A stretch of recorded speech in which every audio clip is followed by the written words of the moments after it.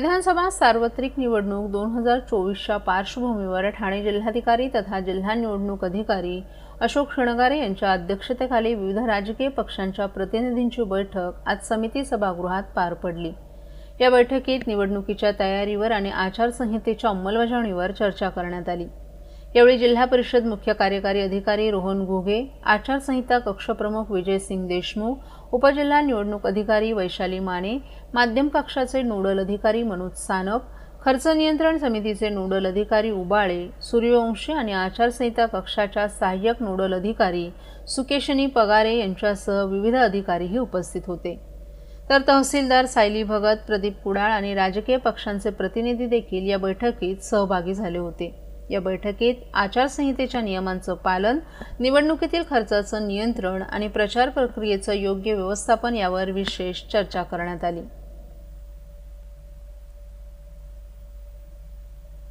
कल्पना आहे की काल माननीय भारत निवडणूक आयोगाचे माननीय मुख्य निवडणूक आयुक्त यांनी महाराष्ट्र आणि झारखंड विधानसभेच्या निवडणुकांची घोषणा केलेली आहे। त्या अनुषंगाने जिल्ह्यामध्ये आदर्श आचारसंहितेची अंमलबजावणी कालपासून सुरू झालेली आहे। काल भारत निवडणूक आयोगानं जाहीर केलेल्या कार्यक्रमानुसार महाराष्ट्रामध्ये एकाच टप्प्यामध्ये सर्व 288 विधानसभा मतदारसंघाचं मतदान आणि मतमोजणीची प्रक्रिया सुरू होणार आहे। त्याचा कार्यक्रम सविस्तर कार्यक्रम भारत निवडणूक आयोगाने जाहीर केलेला आहे। त्या कार्यक्रमानुसार 22 ऑक्टोबर 2024ला नामनिर्देशन पत्र दाखल करायला सुरुवात होणार आहे। नामनिर्देशन पत्र दाखल करण्याचा शेवटचा दिवस आहे 29 ऑक्टोबर। नामनिर्देशन पत्राची छाननी 30 ऑक्टोबर 2024 बुधवारी होणार आहे। नामनिर्देशन पत्र पाठीमाग नॉमिनेशन पेपर्स विड्रॉ करण्याचा जो कालावधी आहे तो 4 नोव्हेंबर या दिवशी आहे आणि मतदान 20 नोव्हेंबर 2024 बुधवारी असणार आहे आणि नंतर 2 दिवसानंतर मतमोजणी 23 नोव्हेंबर 2024 या दिवशी होणार आहे। जिल्ह्यामध्ये मतमोजणी, मतदान प्रक्रिया, मतदान कर्मचारी, मतदान केंद्र, मतदार यादी या सर्व बाबींसाठी प्रत्येक विभागनिहाय नोडल अधिकाऱ्याची नियुक्ती केली गेलेली आहे। तसं आदर्श आचारसंहितेच्या संदर्भामध्ये हा महत्त्वाचा विषय आहे आदर्श आचारसंहिता, तर त्याची प्रभावी अंमलबजावणी होण्यासाठी सर्व अर्थानं मॉडेल कोड ऑफ कंडक्टमध्ये राजकीय पक्षांनी काय करावं, उमेदवारांनी काय करावं, शासकीय अधिकारी कर्मचाऱ्यांनी काय करावं, कोणती कामं घ्यावीत, डूज अँड डोंट्स काय आहे याच्या संदर्भातले सविस्तर निर्देश भारत निवडणूक आयोगाने दिलेले आहेत आणि त्याची प्रभावी अंमलबजावणी करण्यासाठी प्रत्येक विधानसभा मतदारसंघासाठी एक अधिकारी नियुक्त केला गेलेला आहे।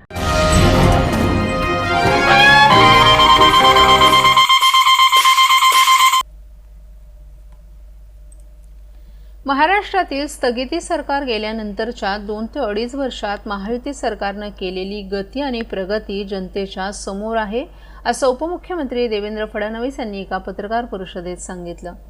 मुख्यमंत्री एकनाथ शिंदे यांच्या नेतृत्वाखालील सरकारनं परिवर्तनकारी योजना आणल्यामुळे महाराष्ट्राची प्रगती स्पष्टपणे दिसून येत असल्याचंही त्यांनी सांगितलं। शेतकऱ्यांसाठी स्वतंत्र वीज कंपनी स्थापन करण्यात आली असून या कंपनीच्या माध्यमातून 14,000 किलोवॅट सौर ऊर्जेचं काम सुरू आहे। येत्या 15 ते 18 महिन्यात हे काम पूर्ण झाल्यानंतर शेतकऱ्यांना 365 दिवस 12 तास वीज देण्यात येईल, असंही फडणवीस यांनी स्पष्ट केले। या योजनेतून सरकारचे 15,000 कोटी रुपये वाचणार असून शेतकऱ्यांना मोफत वीज मिळेल। फडणवीस यांनी सिंचन क्षेत्रातही अभूतपूर्व काम केल्याचं सांगितलं। 145 सुधारित सिंचन प्रकल्पांना मंजुरी देण्यात आली असून यामुळे 22 लाख हेक्टर जमीन सिंचनाखाली येणार आहे। यापैकी सर्व प्रकल्प दुष्काळी भागात सुरू करण्यात आले आहेत। याशिवाय वैनगंगा, नळगंगा, पैनगंगा नदीजोड प्रकल्प आणि 90,000 कोटी रुपयांचे नार पार गिरणा नदीजोड प्रकल्पही सुरू करण्यात आलेत। महायुती सरकारनं समाजातील प्रत्येक घटकासाठी महामंडळं तयार केली आहेत। अण्णासाहेब पाटील महामंडळाच्या माध्यमातून 1 लाख मराठ्यांना उद्योजक बनवले। पायाभूत सुविधांच्या कामांवर भर देत वाढवण बंदरामुळे राज्याच्या आणि देशाच्या अर्थव्यवस्थेला गती मिळणार असल्याचंही त्यांनी सांगितलं। फडणवीस यांनी विरोधकांवर जोरदार टीका करताना महाविकास आघाडी सरकारच्या कार्यकाळात प्रकल्प थांबवले गेल्याचं सांगितलं।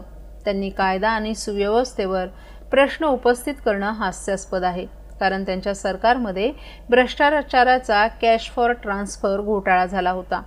विरोधक फक्त खोटे नरेटिव्ह तयार करतात असंही त्यांनी सांगितलं. फडणवीस यांनी यावेळी महाविकास आघाडीनं मुख्यमंत्रीपदाचा उमेदवार स्पष्ट करावा, तर महायुतीच्या जागा वाटपात जवळपास पूर्ण झाल्याचं सांगितलं. अनेक दुष्काळी भागातले कामांची सुरुवात केलेली आहे. जे अशक्यप्राय वाटायचं, नदीजोड प्रकल्प, वैनगंगा, नळगंगा, पैनगंगा नदीजोड प्रकल्प 90,000 कोटी रुपयाचा, नार पार गिरणा नदीजोड प्रकल्प आपण केला.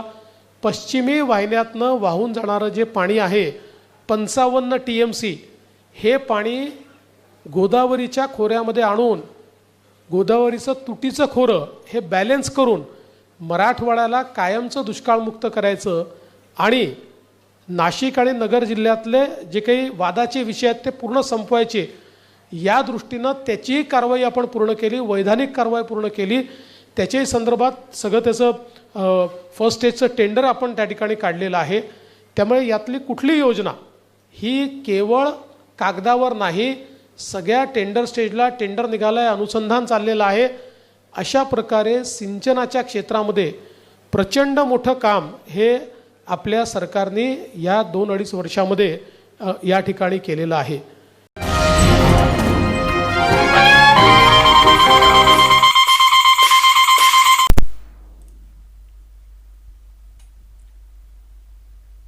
कळव्यातील खारभूमी मैदानाशेजारील ठाणे परिसरातील कळवा, खारेगाव, पारसिक नगर परिसरातील वारकरी संप्रदायासाठी वारकरी भवनाचा भूमिपूजन सोहळा काल कळवा मुंब्रा मतदारसंघाचे आमदार डॉक्टर जितेंद्र आव्हाड यांच्या हस्ते संपन्न झाला. या वारकरी भवनामध्ये महाराष्ट्रातील संतांनी केलेलं कार्य, त्यांचं जन्मठिकाण, त्यांनी लिहिलेले अभंग, ओव्या, लिहिलेली पुस्तकं, जगद्गुरू संत तुकाराम महाराज, संत माऊली ज्ञानेश्वर आणि इतर संतांची आरीव रेखीव शिल्प येथे रेखाटली जाणार आहेत. तसंच या वारकरी भवनात चलचित्रपट दाखवून विविध संतांची माहिती आणि जीवनपट दाखवले जाणार आहेत. कळव्यातील हे वारकरी भवन एक पर्यटन ठिकाण होईल असं आमदार जितेंद्र आव्हाड यांनी सांगितलं. या भूमिपूजन सोहळ्याला माजी ज्येष्ठ नगरसेवक मिलिंद पाटील, महेश साळवी, राष्ट्रवादी काँग्रेसचे कार्याध्यक्ष प्रकाश पाटील, अरविंद मोरे, माजी नगरसेविका वर्षा मोरे, अपर्णा साळवी आदीही उपस्थित होते.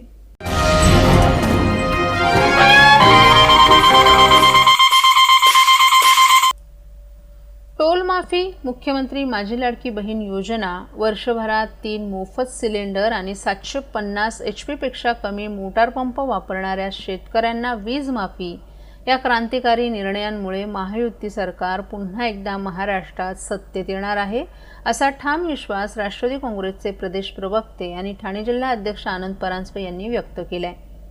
मुख्यमंत्री एकनाथ शिंदे, उपमुख्यमंत्री अजित पवार आणि उपमुख्यमंत्री देवेंद्र फडणवीस यांच्या नेतृत्वाखाली महायुतीनं जनहितासाठी अनेक निर्णय घेतलेत.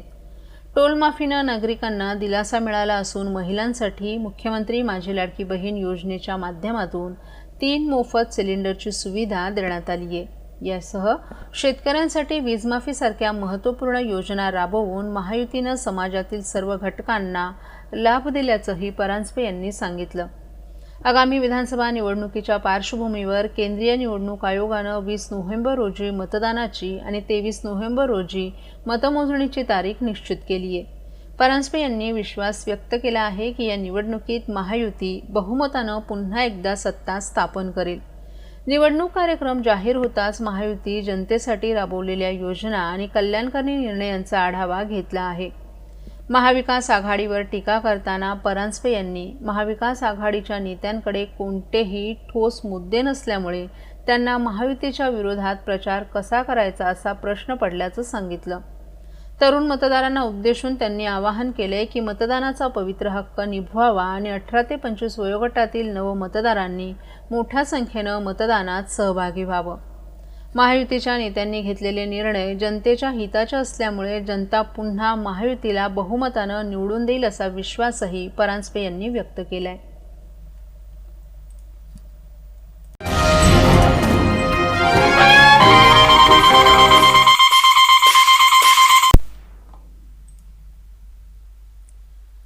केंद्रीय निवडणूक आयोगानं महाराष्ट्रात 20 नोव्हेंबर रोजी निवडणूक जाहीर केली आहे. याबद्दल निवडणूक आयोगाच्या निर्णयाचं स्वागत करत असून पुन्हा एकदा या महाराष्ट्रावर युतीचा भगवा झेंडा फडकवण्याकरिता आम्ही सिद्ध झाल्याची प्रतिक्रिया शिवसेना खासदार नरेश म्हस्के यांनी व्यक्त केली आहे.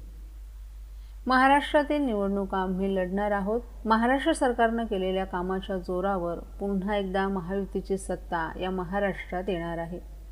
या सरकारनं प्रत्येक घटकासाठी काम केलं आहे. लाडकी बहीण, तरुणांसाठी, विद्यार्थ्यांसाठी, ज्येष्ठ नागरिकांसाठी, शेतकऱ्यांसाठी आणि डॉक्टरांसाठी अशा प्रत्येक घटकासाठी महायुती सरकारनं काम केलं असल्यानं ते युतीलाच मतदान करतील असा विश्वासही त्यांनी व्यक्त केला आहे. यापूर्वी 2.5 वर्षांपूर्वीचं सरकार, फेसबुक लाईव्ह करणारं सरकार, बंद रूममधून महाराष्ट्र राज्याचा कारभार बघणारा मुख्यमंत्री या राज्यानं पाहिला आणि 2.25 वर्षामध्ये रात्रंदिवस काम करणारा, प्रत्येक घटकांपर्यंत, प्रत्येक क्षेत्रापर्यंत, अगदी शेवटच्या घटकापर्यंत जाणारा मुख्यमंत्रीही लोकांनी पाहिलाय. त्याचा परिणाम म्हणून महाराष्ट्रावर महायुतीची सत्ता येणार आहे. शिवसेनेचे खासदार म्हणून आपले नेते एकनाथ शिंदे पुन्हा मुख्यमंत्री व्हावे असे आपल्याला वाटत असल्याचंही नरेश म्हस्के यांनी सांगितलं. महाराष्ट्रामध्ये 20 तारखेला 20 नोव्हेंबरला निवडणुका जाहीर झालेल्या आहेत. मी निवडणूक आयोगाच्या निर्णयाचं स्वागत करतो आणि पुन्हा एकदा या महाराष्ट्रावरती युतीचा भगवा झेंडा फडकण्याकरता आम्ही सिद्ध झालेलो आहोत आणि पुन्हा एकदा महायुतीची सत्ता या महाराष्ट्रामध्ये येणार आहे. केलेल्या कामाच्या जोरावरती आम्ही या महाराष्ट्रातील निवडणुका लढणार आहोत. या महाराष्ट्र सरकारने प्रत्येक घटकासाठी काम केलेलं आहे. अगदी लाडक्या बहिणीची योजना असेल, तरुणांकरता असेल, विद्यार्थ्यांकरता असेल, ज्येष्ठ नागरिकांकरता असेल, अगदी शेतकऱ्यांसाठी असेल, डॉक्टरांसाठी प्रत्येक घटक या निवडणुकीच्या तोंडावरती या निवडणुकीमध्ये युतीला मतदान करणार आहे. कारण प्रत्येकासाठी या सरकारने काम केलेलं. यापूर्वी 2.5 वर्षाचं सरकार, फेसबुक लाईव्ह करणारं सरकार, बंद रूममधून महाराष्ट्र राज्याचा कारभार बघणारा मुख्यमंत्री यापूर्वी या महाराष्ट्राने पाहिला आहे आणि 2.25 वर्षामध्ये रात्रंदिवस काम करणारा, प्रत्येक घटकापर्यंत, प्रत्येक क्षेत्रामध्ये, अगदी शेवटच्या आणि शेवटच्या क्षेत्रापर्यंत, शेवटच्या घटकापर्यंत जाणारा माणूस मुख्यमंत्री लोकांनी पाहिलेला आहे आणि त्याचा परिणाम म्हणून पुन्हा एकदा या महाराष्ट्रावरती महायुतीची सत्ता येणार आहे.